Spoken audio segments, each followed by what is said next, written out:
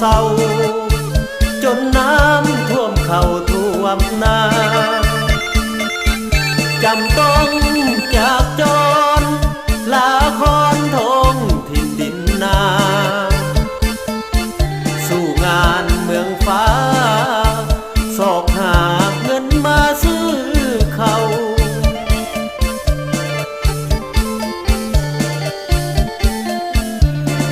แม่เอ๋ยลูกนี้บ่เคยท้อแท้จะบ่ยอมแพ้ลูกจะดูแลครอบครัวของเฮา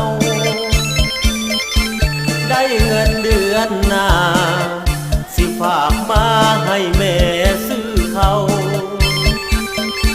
เพื่อครอบครัวเฮานักเบาลูกยอมสู้ทนน้ำท่วมนาจำต้องอำลาบ้านเกิดลาถิ่นกำเนิดไปสอบหาเงินพอจนลาสู้ลาแฟนเข้าสู่แดนสวรรค์เมืองคนขอบอกหน้ามนอดทนเด้อคนของใจ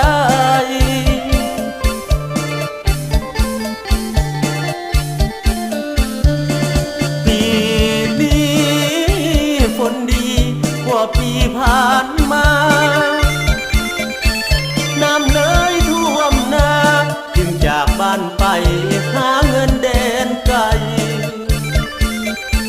คิดฮอดพ่อแม่เท่าแก่และคนหูใจจะเก็บเงินให้ได้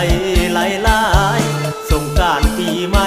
เด้อสิกลับมา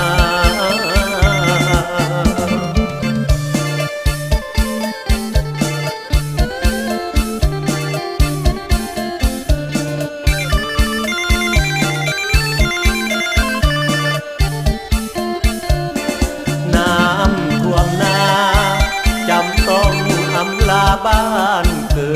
ดลาถิ่นกำเนิดไปสอกหาเงินพอจนลาสู้ลาแฟนเข้าสู่แดนสวรรค์